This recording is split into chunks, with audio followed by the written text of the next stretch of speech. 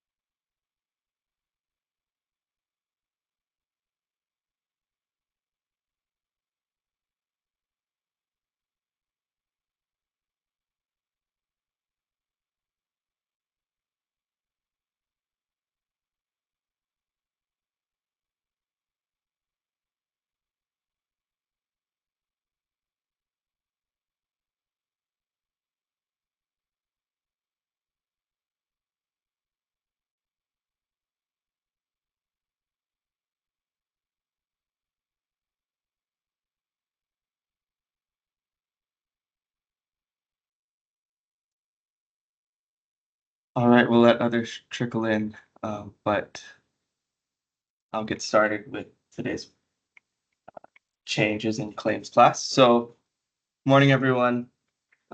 As you can see on your screen here, I'll be going over a quick recap of everything that we've gone over this far in this series.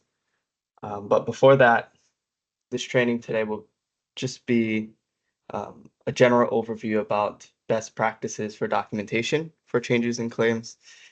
This class is kind of in the middle of after we learned about notification of changes in claims, how things get started. Then we learned about identifying differing site conditions and going through some real world applications in which I will go through later. We'll go through more of those in more detailed and more real world applications later on throughout the series where we had sort of hypothetical situations, but we will go over real examples of what actually happened on some of our projects, on some other projects, and we'll go over that's planned towards the very end so that we can tie everything that we've learned throughout the series at the very end. So I'll go over some of the classes that we still have left. But just to briefly recap on what we've gone through already. So notifications, differing site conditions. We went over some quite detailed hypothetical examples of wrapping up notifications and differing site condition examples. And then finally, we went over some contract interpretation, and I'll go over a little bit of that.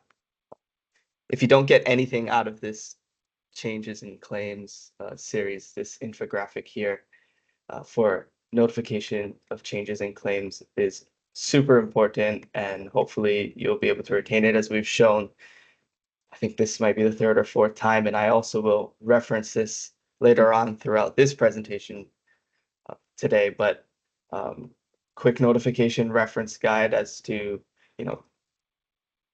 the difference between each change type, so regular changes or whether it's a field order or an official contract change or differing site condition category based off of that per this Hawaii standard specification. There are sets of notification guidelines that you and also the contractor has to follow. And if that is not followed, then that is shall deem it a rejection of that potential claim or claim if this guide is not followed. So very important. So again, if you take anything away from all of this training, it is documentation of notifications, and documentation, everything. So today we'll go through some of the documentation, and this ties back to the original purpose of these office hours, which is e-construction. So documentation and best practices of changes kind of ties together with the e-construction initiative. So those two will kind of tie together today.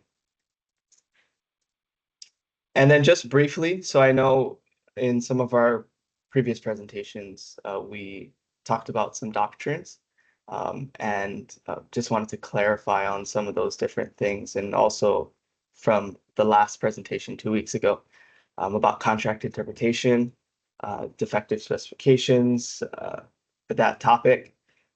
So superior knowledge can sometimes be called duty to disclose. So just want to clarify, and some of the doctrines are very, very similar, but we want to make sure that we're using standard language and we're all, speaking the same language when it comes to the doctrines that can be potentially exercised. So superior knowledge, constructive change, implied warranty of specifications.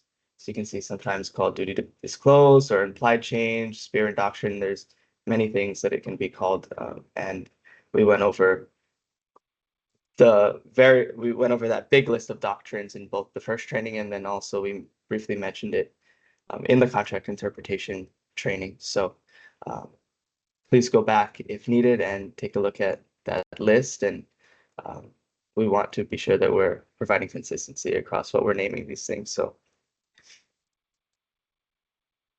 next, we talked about differing site conditions, right? So definition of a different site condition: unknown, hidden, or latent physical conditions, materially different from what was reasonably expected. So two types, right? Subsurface or latent physical conditions at the site differing materially from those indicated in the contract. And then second, unknown physical conditions at the site of unusual nature, which differ materially from those ordinarily encountered and generally recognized as inherent work of the character provided in this contract. So again, two different types. Not going to go into detail. We went over an entire class over differing site conditions, but in one of those classes, we mentioned that there is a differing site condition merit checklist. This is on all of your projects already within the Autodesk Construction Cloud library. So if you do need help with importing this form, however, it's on the library. So all you would have to do is you would have to potentially give permission to whoever would need this form on your project, and that is project specific. Us at an account level, we can extend rights to certain roles. So hopefully on your projects, when you're adding people to your projects, that you set people as particular roles whenever you add them to the project, so that when we push out forms like this, or when we push out different types of workflows, that it can be easily transferred into your project specific member role-based group, rather than having to go into each individual project and then change the permission for each form template, or go into each individual project and change the submittal workflow or RFI workflow. Many different capabilities. So I just wanted to remind everybody that when you're adding people to projects, make sure that you assign them a role or assign them their company, and a lot of that is already preset at the account level. So just want to be sure that, and if you don't see it on the account level, then you can then create one, or if you're not able to, then you can reach out to us and we'll be able to do that. So again, if you need any help with that setup, with any workflow setup, just please let us know. But yes, this differing site condition merit checklist should be on all your projects in Autodesk Construction Cloud forms, and you'll be able to fill this out, track it, link this form to the issues, and later on in this presentation, I'll go over our best practice for compiling a justification, perhaps for a change order, or part of a justification at least, and compiling all the information together. And we'll go over that later. But this form, again, is available to you in ACC form. So please begin to use it. And if you have any feedback, let us know. Okay, so just a brief outline of the most recent class that we did. So contract interpretation rules. So we went over things such as rule of reasonableness, reading contract as a whole, four corners rule, custom and usage, um, various different rules to follow whilst reading a contract, being able to do that at the beginning of the project, and being able to set up something like a master submittal log is very important, and it gives you the opportunity to read through your contract, find things that you wouldn't necessarily find if you just skimmed through it at the very beginning and rushed through it at the beginning of the project. So, and then we went through some defective specifications, as I said before, going through the Spearman doctrine and all of the different doctrines, going through examples of that. Duty to seek clarification, duty to inform, proceed, and inspect. That was the most recent presentation 2 weeks ago. So with that being said, we'll get into today's presentation, which is on best practices for documentation for changes and claims and tying into e-construction. But before that, we're going to talk about the rest of the series. So this is what to look forward to. So next class, we'll talk about project delays and time extensions. So I know we've provided on all of these different topics, we have provided some training on this previously, but we'll provide updated training and tie it to the existing training that we've already done for you folks, whether it was 3 years ago or whether it was most recently number 7, as you can see, CPM schedule review and analysis. I know Joel is on the call. Joel just recently did a schedule analysis training series. There's more to come for that as well. So we'll work with Joel to pile that information together, reiterate the things that we want to reiterate, and I'll briefly mention scheduling documentation best practices today, but won't go into too much detail. So some things to look forward to: project delays and time extensions, acceleration and mitigation of project delays, schedule analysis, review and analysis, loss of productivity claims. So I know there's been some examples recently. So again, later on, we'll provide examples and we'll walk through those examples utilizing everything that we've learned in the series, and then pricing, construction changes. So all of this is to come. And then we're planning on having a training where we're tying everything together and having a final class of just going through examples of everything that we've learned throughout this series. So that is what to look forward to today. We're going to be learning about importance of documentation and best practices utilizing e-construction here today, which ties to our e-construction office hours. So some important questions that we're going to go through. So be able to answer after this training. Why do you need good project documentation? And again, this series is all about changes and claims. So when we're going through this documentation best practices, we're just trying to keep in mind supporting documentation for changes and claims supporting for our position, right? And what types of documentation are pertinent on your projects?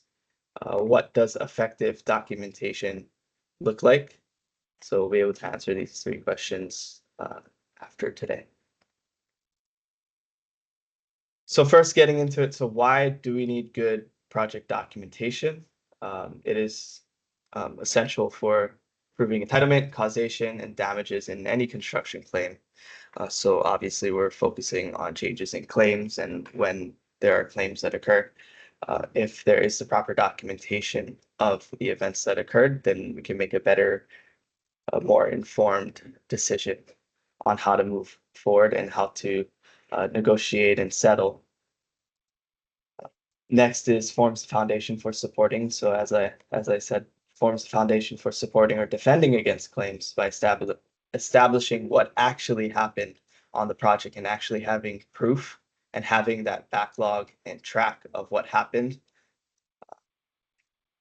Just wanted to provide this note here that the burden of proof is on the contractor to provide documentation to support any claim, but that does not mean that you should not be documenting as both parties need to do their due diligence to support their position. So us on the owner side, HDOT side, we need to have the proper documentation so we can support and defend against claims if justified, right?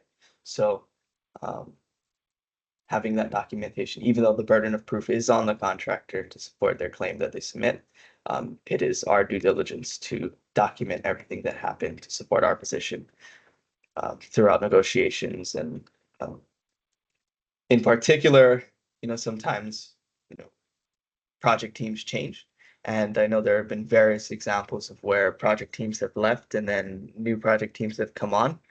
And it's very hard to negotiate, very hard to go back and forth and settle with these contractors and claims when you weren't on the project when things happen. However, if you have good project documentation, then that makes it a little bit easier. Not easy at all, but still, it makes it a little bit easier to provide that history and to provide what actually happened with proof rather than he said, she said, all of that types of things. So, and then finally, strong records reduce risk and uncertainty, leading to more precise and less costly dispute resolution. So yes, I mean, let's imagine if a new team comes on, has nothing to do with the project, has no idea what went on in the past. All they have to rely on is what people said, and that leads to risk and uncertainty and perhaps more costly dispute resolution, as you'll need to take more time to go through and find all this documentation. However, if we have it in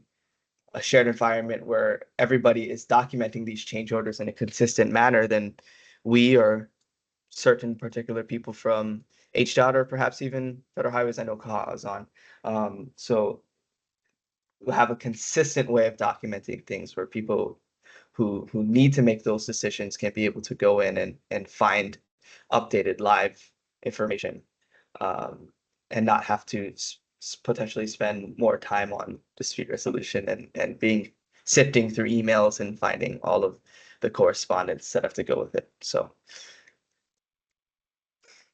moving on, and this diagram kind of ties it all together, where it goes from project documentation, documenting damages, and then going through your contract requirements, liability, and then going back through contract requirements, and then looking at the causation, and it kind of goes in this circle. But then what ties it all together, providing that proof, and it ties from liability to causation to damages, and it goes like this. So there's just a little diagram to portray that. Okay. Whoops. All right.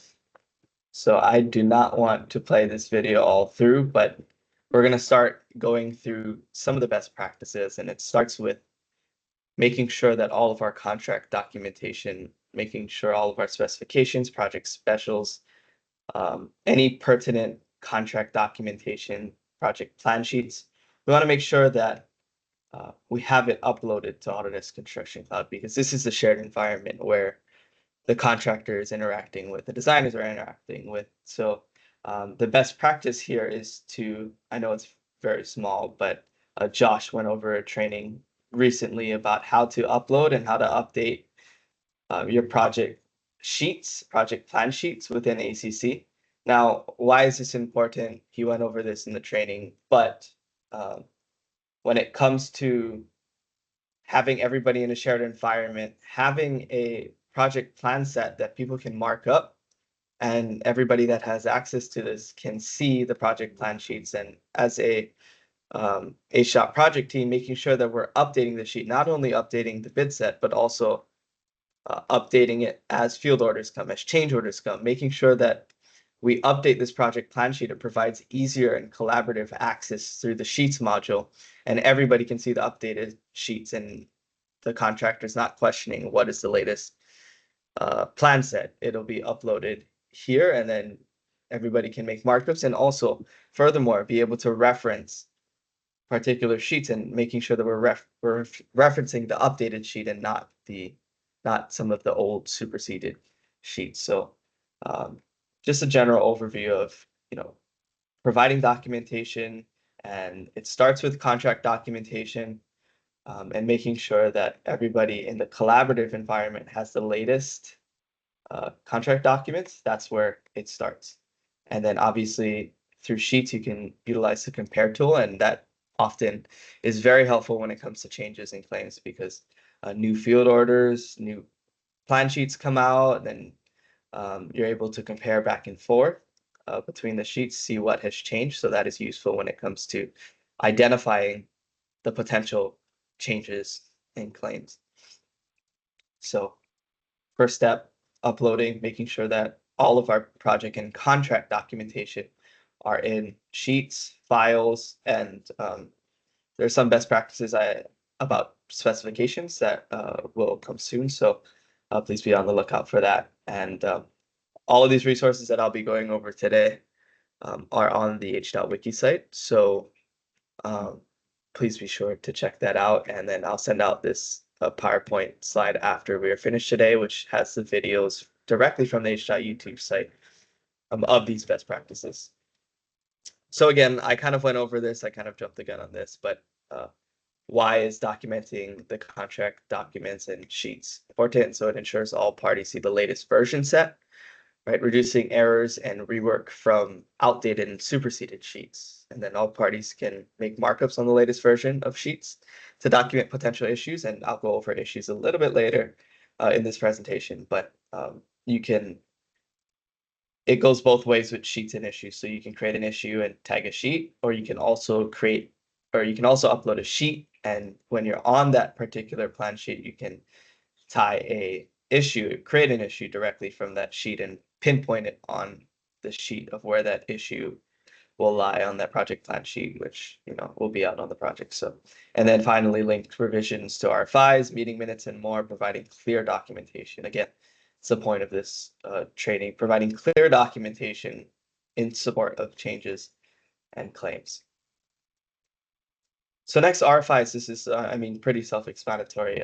We want to make sure that we're tracking all RFIs in ACC, as we're going to tie it to a justification, tie it to issues, and we want to be sure that all RFIs are within ACC, making sure that the contractor are documenting their RFIs in ACC, we're responding to the RFIs in ACC, that we're having the designers or lab or whoever is reviewing RFIs or the construction team is making sure that we're reviewing it in ACC. And based off of the last Kokura review, a lot of you guys are doing a great job of tracking RFIs within Autodesk Construction Cloud. So I don't need to go too much more into detail on this, but making sure that we have the history and we can tie this history to a issue, to a justification, to a potential change, claim, issue, to a later justification, right, of a change order. We'll be able to provide that directly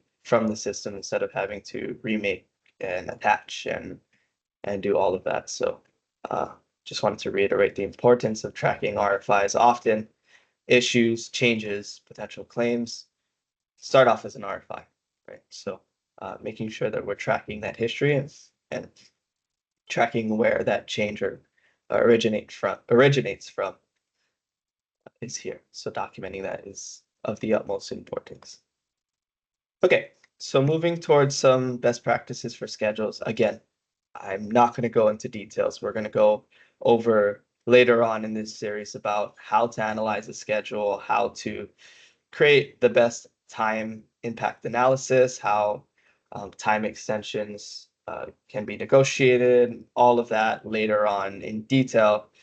And I know Joel went over some of that in his previous presentation, but again, we'll tie it all together later on. But here are some best practices for schedules. So on your baseline schedule, on your initial CPM schedule, what's important is that it contains all contract scope and performance requirements. It's important that it's contract compliant, making sure that we're utilizing work, or the contract is utilizing work breakdown structure. And then single source of responsibility for each activity, and making sure that our baseline schedule does not contain as-built performance. Obviously, per spec, the contractor must submit a monthly progress schedule, right? So that will be dealt with at that time, but we're talking about on this slide is the initial baseline schedule. So again, with all schedules, what's important is timely submission and review in ACC. So what I've seen a lot of times is, we'll wait on reviewing that, or sometimes perhaps people are afraid to review the initial baseline schedule that the contractor submits. So again, number one, making sure that the contractor submits their initial baseline schedule and also monthly progress updates on time is important. But then also making sure that we're reviewing it in a timely manner is also important. So wanted to reiterate that. And then I highlighted this here because we've hit on this in multiple trainings, and as we're doing some dashboarding efforts, we're seeing that some of these key milestones are still not being inputted. And we understand that sometimes it is hard in the middle of the project when the contractor's been submitting their schedule in a particular way, and then we're telling them to name it a different way. But it is really important that we capture in the contractor's baseline schedule and also the progress schedules key milestone dates. And I'll go over the key milestone dates in a little bit, but it's important that we track these dates. So just wanted to reiterate that. And to help with this, right, we have Joel and team provided checklist. And again, this is within the library. So this is already on all of your projects. And if it is not, then please reach out to us. We'll make sure that it is. But if it's in the library, then it is available for you to import on all of your projects, and it should show up on your project. It's just a matter of setting up permissions if needed, if your permissions or your groups are different. So this is important. And if you're afraid and you need a tool to help reviewing that initial baseline schedule and the contractor submitting it, it is best practice to utilize this review checklist to help you make that initial review. So it asks all of these questions, and we have the training on the wiki site of Joel, Josh, and team going through all of these questions for the review checklist and going through it in detail. So the best practice when initial baseline is submitted is that initial baseline schedule is submitted is that we're utilizing this review checklist similar to some of the other checklists we have available to you. So making sure that we're doing this is important. And here is that training that I was talking about. Again, not going to go through this, but this is some of the training that Joel compiled together. Actually, more recently, a more compiled version of the super long training that we did previously, the live training, but this is a more compiled version. So this is a great resource for you folks to utilize of going through the checklist and doing that. So thanks, Joel. For submitting. Oops, I'm going to try and move to the next slide. Yeah. Okay. So then moving forward, right, we talked about baseline schedule, and now we'll go through some of the importance of documenting the progress schedule. So why it's important to do this.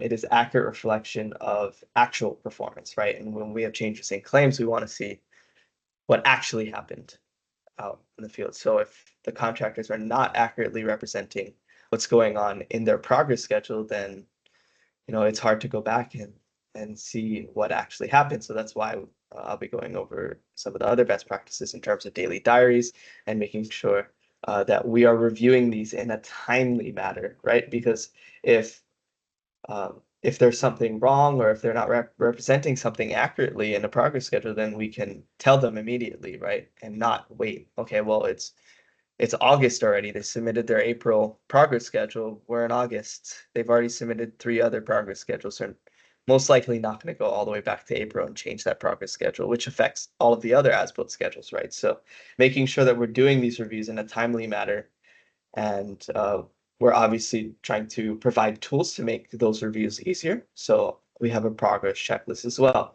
So moving towards here. So yes, progress schedule update checklist. We had one for the initial baseline. We have one for progress schedule update. So providing the tools to make these reviews as easy, as seamless as possible, and to be able to look for all of these requirements and be able to review these things in a timely manner, right? And then I highlighted here Here are the key project milestones. It's important that on these schedules that they are called notice to proceed or something similar to this, because that is how ACC reads it. And when we're comparing schedules back and forth, if we have extra time, I'm not sure if we're gonna have extra time at the end of this presentation, but at some point we'll go over schedules in ACC, and there's training as well on this, but reviewing it when you're comparing the two, looking at these dates, these key milestone dates are dates that we've called out that are of the utmost importance. So if there's anything on the schedule that you're making sure that they're tracking, it's these key milestones, and making sure that the contractor, when they're submitting it, that these are very much apparent. So making sure that that is on their schedule is really, really, really important. Not only for your sake and the project's sake, but when we're trying to dashboard these dates and making sure that they are available and transparent and providing the best information to the decision makers, right? So going through this checklist, this is on the checklist in ACC, so there will be that reminder there, but this is what I wanted to specifically call out for some documentation best practices in terms of looking for in the progress schedules and timely review of that.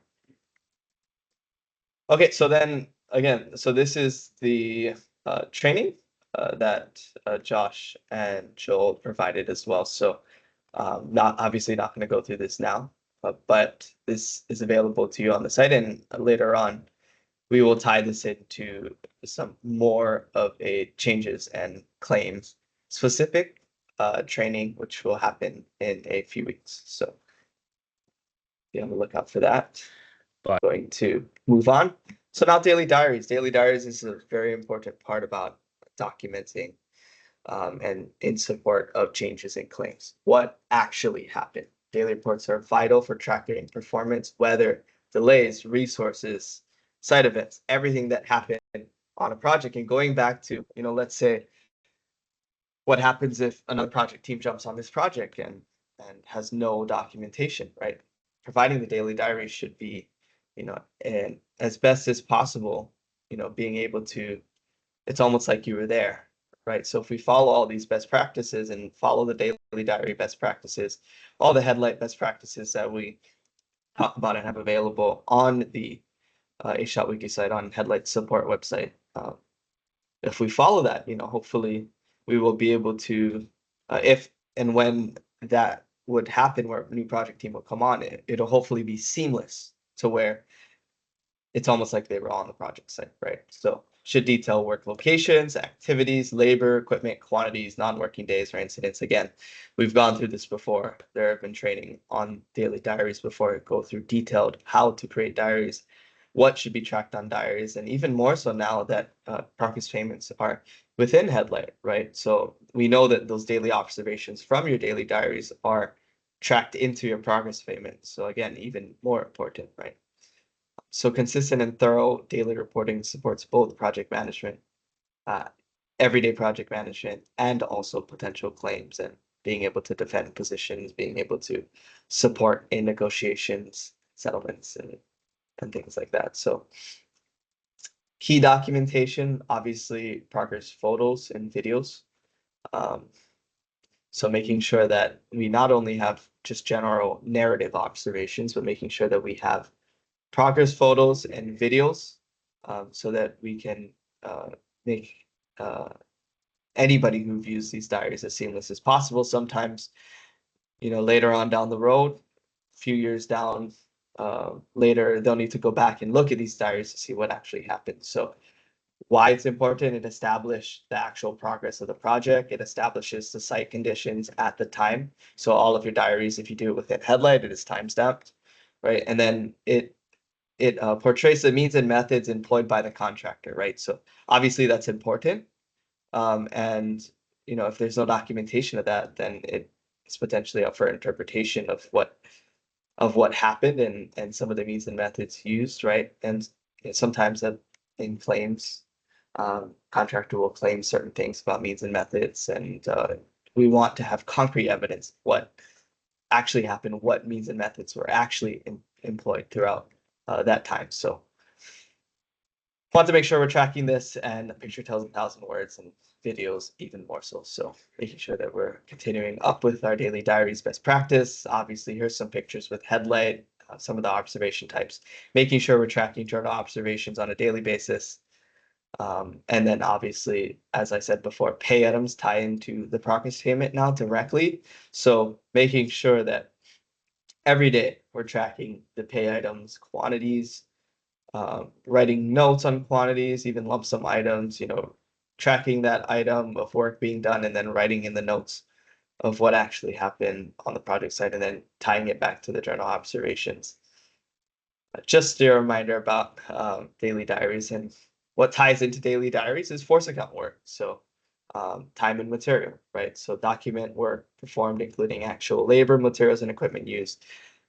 Even more so when the contractor is doing force account work, we want to make sure that we're documenting all of this information. Inspectors, field engineers are watching, inspecting all of this work. And I wanted to highlight here, best practice for this is having that agreement in the field with both parties.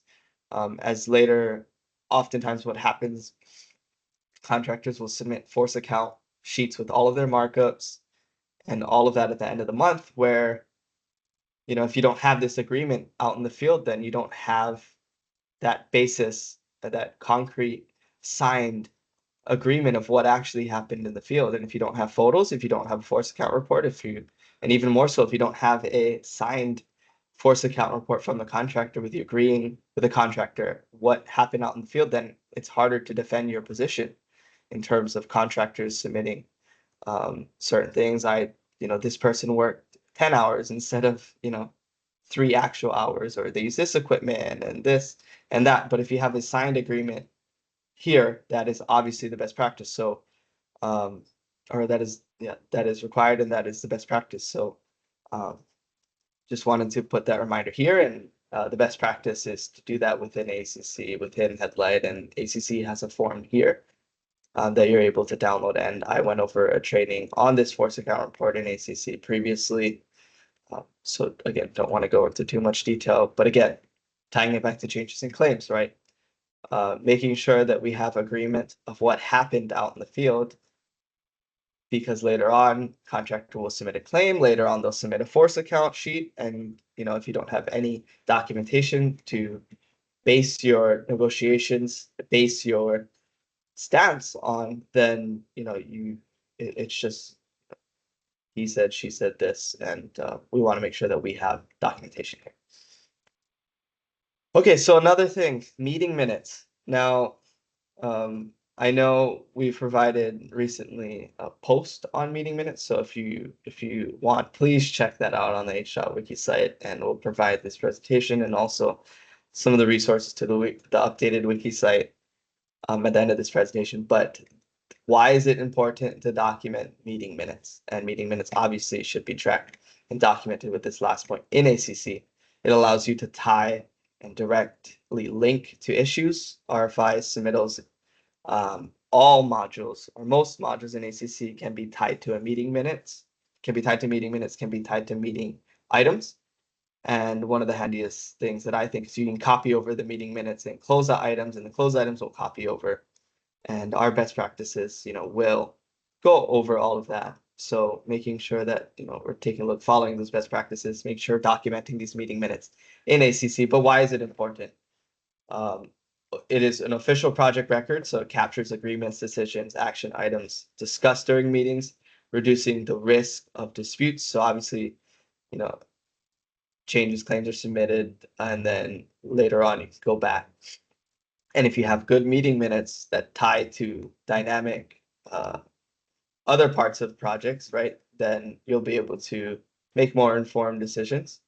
Clarifies responsibilities, so documents who's accountable for tasks, deadlines, follow-ups, holding parties to commitments. In ACC, you're able to assign people meeting items and be able to assign them due dates, so keeping people accountable. Supports claim defense, right, provides evidence of what was discussed and agreed to, helping the engineer defend against later claims or disputes. Ensures continuity, so it keeps consistent project records for project team members who change over the course of the project. And In ACC, you're able to track who has access to this meeting minutes. If you need internal meetings, you're able to create those internal meetings. It doesn't not only have to be your weekly meeting minutes. Improves project coordination. So meeting minutes provide a shared reference point. So again, shared. So you have the ability to provide access to whoever needed for contractors, designers, owner, staff to stay aligned on the project. And having those reoccurring meetings are important. And again, finally, tracking those things in ACC, and we have resources available to you specifically about what meeting minutes should look like and what meeting minutes. So again, here's a picture of what it looks like in ACC. So here's the weekly project coordination meeting. Here are all the various topics that that were gone over in these reoccurring weekly meetings, making sure that we're tracking all of these different topics, the best practices, templates, all of that are available on the wiki site. So make sure that we're checking that out. Okay, going back to documentation best practices. So this is the infographic that we have been continuing to show, and what's important, and we went over the quick notification reference guide already, and we've gone over it previously.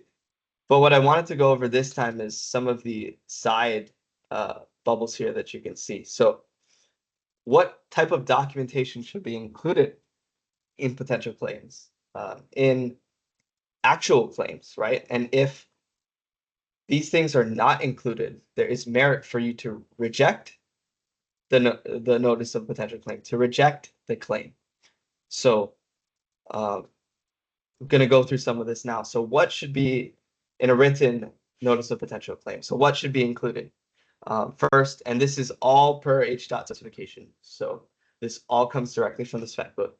So what should be in it? Date and circumstances, source and order of the direction, interpretation and determination that the contractor regards as compensable change, detailed cost or time justification, right?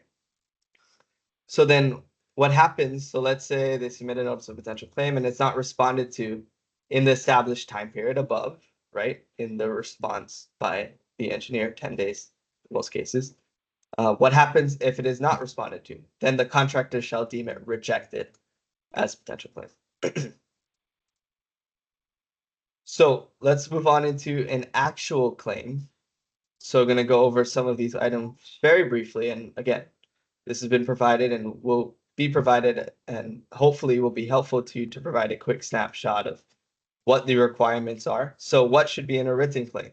So the claim at minimum shall contain the following: detailed description of facts and circumstances that justify every element of a claim.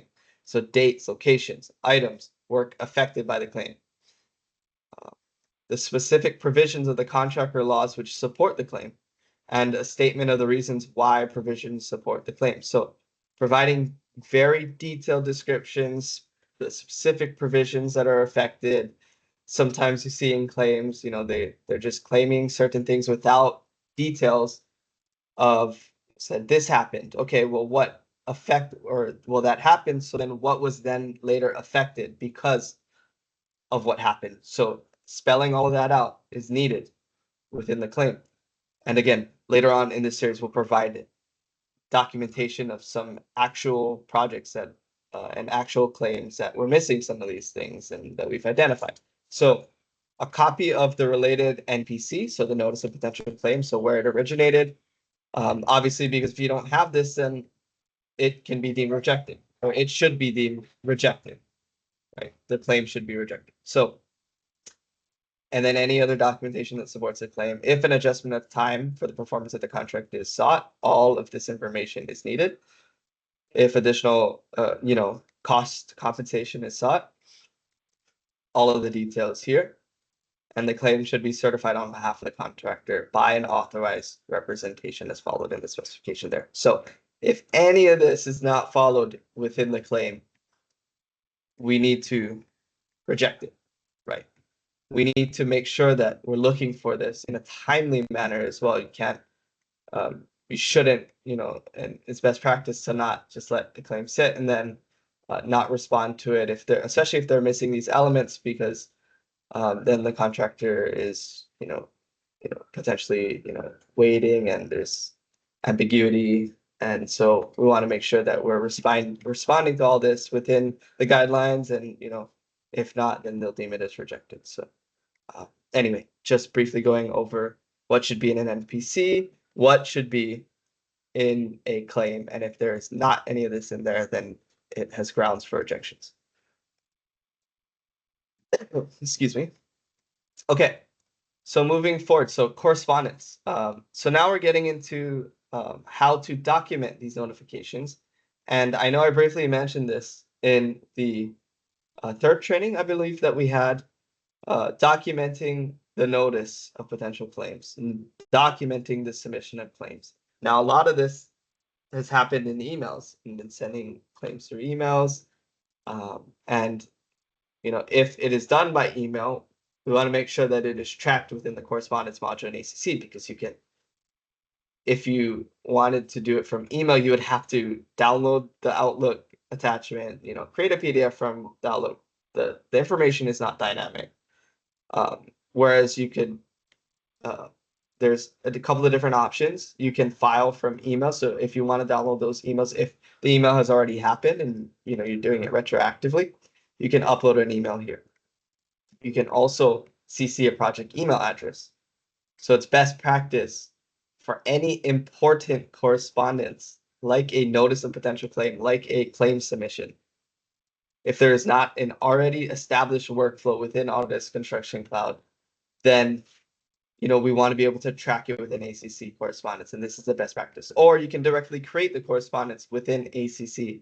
You can send out essentially an email-like thing, and what's nice about this, if you create it directly from ACC, is you can tie the files and references directly from ACC. You won't have to go through, look through email, go through download, export, submittal, export, an RFI, export an issue, export a plan sheet. You can reference it directly within ACC and it'll already be there.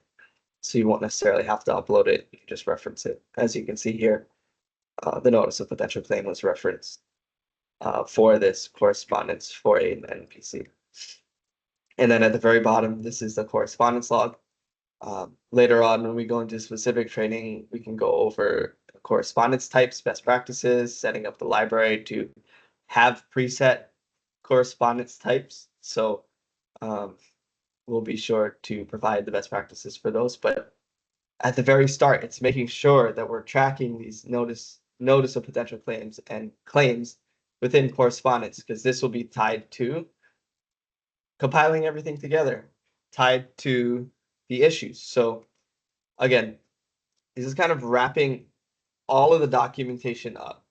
So potential claims arise from an issue, can start with an RFI and then turn into an issue, can be an issue, turn into an official RFI, but tying all of this information to one area is important. This will make it easier for when a change is justified, that you can provide proper documentation and easier documentation. So if you have an issue in ACC and then it stems from an RFI, so it stems from this RFI here, you can tie it to the issue here, and it has to do, and it affects a project plan sheet here, and it has pictures from Headlight here or from wherever. Have that RFI here as well. This is the issue that it describes. So this is, it describes the issue here, the differing, in this case, it is a differing site condition. And then this is all in one area. So then you have the notice of potential claim that's tracked here, that was submitted in correspondence. And then you have the engineer's response to the notice of potential claim. And then finally, you have the actual claim. Tying all of that information into one place is the best practice, and will make things easier when you're going to create that justification for a change order. And hopefully where we're going is we're able to just tie all this information. It is live dynamic information. So if this correspondence gets commented on or changed, that'll be tracked. Obviously in ACC, you won't have to go back, deattach, and re-upload. So hopefully we get to the point where we're able to create this issue and then export that issue and then provide that as backup documentation for your change justification.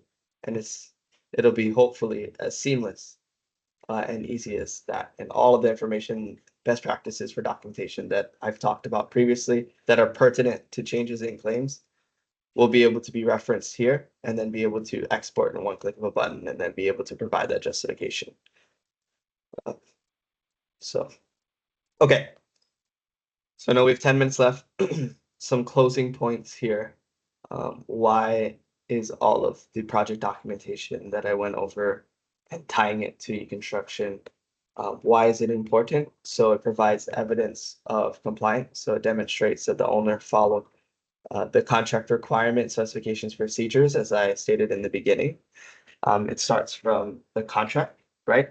So having that documentation there is important. It's important. We'll always tie back to the contract, tie back to the changes in the contract. So making sure that we're uploading, updating any changes to the contract and putting it in a collaborative area so that everybody can see the latest versioning and be able to provide that is more seamless, and it'll be easier for when we're looking back at that documentation and we're defending our position or negotiating with the contractor. Having all of that timestamped and having all of that update is important. And then moving towards the next point is protecting against inflated claims. So obviously, I'm sure all of us have seen inflated claims that have been submitted by the contractor. So detailing the records, allowing the owner to verify quantities, labor, costs claimed by the contractor, right? Making sure we're doing our independent cost estimate, and we'll go over that in a training later on in this series, but making sure that we're doing the independent cost estimate is the first thing, right? Making sure that we have enough documentation to do an accurate and verifiable independent cost estimate so that we can compare and so that we can defend our position in when we're comparing with the contractor's cost proposal. Again, we shouldn't be taking a look at the contractor's proposal first. The independent cost estimate should be independent of that. We should be doing our own review and then based off of our review, negotiating, defending our position and defending against these inflated claims that the contractors, it's inevitable that they are going to submit or they have submitted already on projects, or some of you may be going through those claim situations right now. So defending against those inflated claims, providing documentation, providing detailed records allows us to defend our position better. It also establishes timelines, right? So daily reports, meeting minutes, correspondence provide proof, right? Not just they said this on this date and they provided a response here and this. Well, if we have daily reports, meeting minutes, correspondence, all of the modules in ACC are time tracked. So we're always, and even in Headlight, we're able to go and see when observations were made, see when meeting minute activities were made, see when correspondence was made, see when notice of potential claims were submitted. Oftentimes, when we receive something retroactively, we're taking a look back at things where we don't necessarily have documentation for. And I'm just reiterating, it's very hard to defend against claims when you don't have the project documentation there, or if perhaps you have documentation, but it takes you 24 hours, a whole day to go sift through all of your emails to find just a little proof, and making sure that we're following the best practice, making sure that we're utilizing the tools available to us will make it easier to compile information, to make sure that we know where the information is, making sure that the decision makers know where to find the information within our systems so that a better and more informed decision can be made and so that we can defend our position better.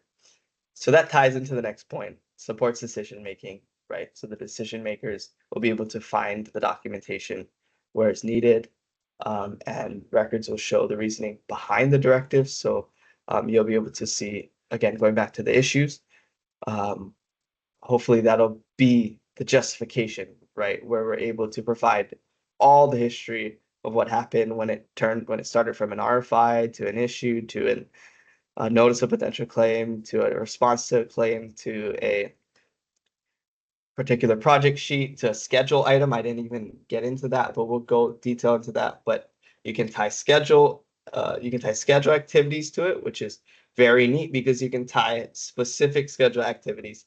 And if you use the compare tool within ACC for schedules, you can tie two items together from an March project schedule to an April project schedule. You can see how much that item has changed, and then you can tie it to the overall key milestone date and see how much that changed based off of the initial change. So all of this can be provided in one area where decision makers can go and see the reasons behind some of the decisions that are being made out in the field, see some of the reasons why contractors are submitting these claims, why they're submitting these notices, so on and so forth. So supporting that decision making, providing it in a shared environment, a collaborative environment where everybody is able to see the latest and most updated information. Last two, so mitigates risk of liability. So documentation reduces reliance on memory. And I've said it multiple times throughout this training today, reduces the reliance on memory or verbal accounts. And it's strengthening the owner's legal position when you actually have actual verifiable documentation on your projects. And then finally facilitates equitable resolution. So again, later on in this series, we're going to go over equitable compensation, doing ICEs, doing TIAs, going through schedules, all of that. So providing equal and fair resolution to these things. So clear records, documentation will help you when you are formulating TIAs, when you're formulating independent cost estimates, having all of this information readily available to you and following the best practices will make facilitating those things much easier and much more seamless when doing that. Okay, so tying everything together, again, I know we had a training about a month ago on the new H.wiki site, but I just wanted to briefly mention it here because a lot of these best practices and a lot of these ties into e-construction, ties into procedures, ties into various aspects of your construction projects. All of this is available on the H.wiki site. So even the recording of this training will be available on the H.wiki site shortly after this training today. So all of the various office hours trainings, the claims and changes series are also on the H.wiki site. So making sure that we know where this information lives and we know where all this best practices stuff, and we're constantly updating this site. We're constantly adding new best practices, constantly adding new trainings here. So if you have a question, I would say first look into the H.wiki site, and if you can't find something that you're looking for, please reach out to us. As if something is missing, then it provides us a good indication of, hey, we need to work on something here so that we can make it easier for everybody. Because if you have a question, then I'm sure everybody else is looking, or a lot of others are looking for the same thing. So obviously, we want to hear your feedback on the new wiki site. We want to make sure that everybody here and everybody has access to this H.wiki site. I know we went over a transition, so making sure that everybody's registered and have access to all of these best practices and trainings and procedures is important. So if you need help with that, please don't hesitate to reach out to econ@qrc.com. So with that, that's it. Does anybody have any questions on anything that I went over today?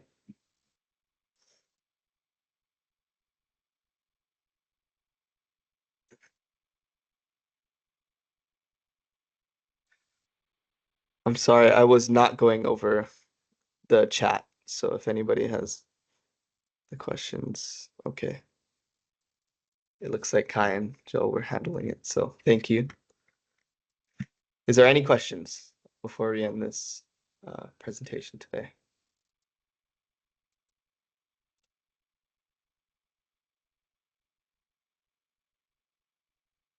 Awesome, thank you, Charmaine. Where can we find the presentations? Yes, okay, awesome. So I'll be sure, we actually currently do not have the PowerPoint presentations.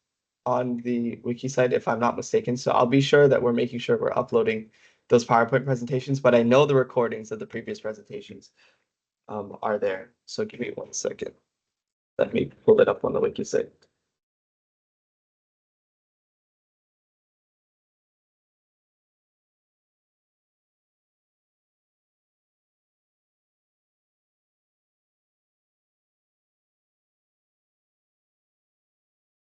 Thank you, guys.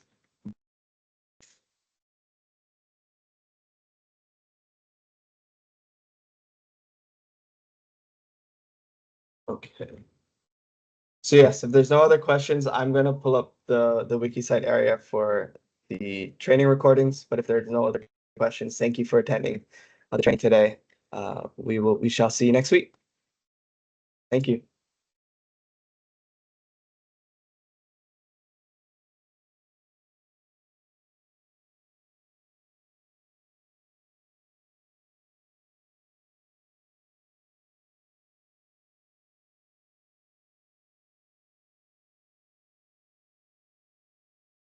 Okay, so that link is where we have all of our office hours trainings and the previous ones. So be sure to check that out. All right. Thanks, everybody.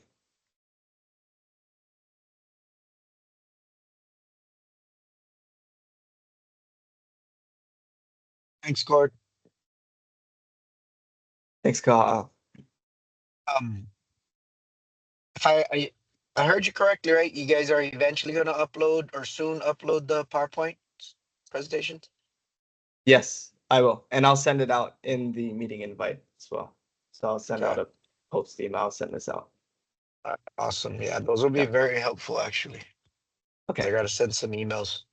Is Okay. that Daryl on there? Daryl, is that you? A different Daryl. It's a different Daryl Daryl. tomorrow. Yes. Yeah. Okay. All right. Thanks, Okay. guys. Thanks, Ka'a.